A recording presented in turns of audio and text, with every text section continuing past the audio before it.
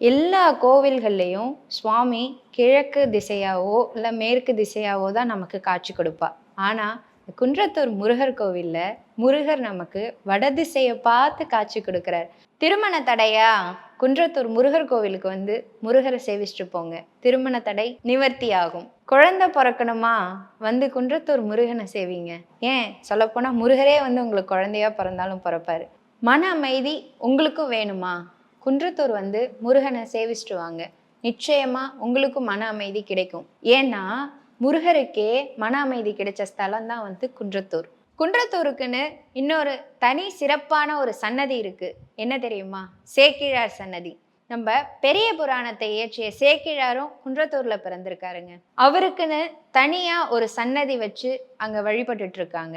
சேக்கிழாரோட குரு பூஜையின் போது முருகரே மலைக்கோவில்ல இருந்து சேக்கிழார் சன்னதிக்கு வந்து மக்கள் எல்லாருக்கும் காட்சி கொடுக்குறாங்க.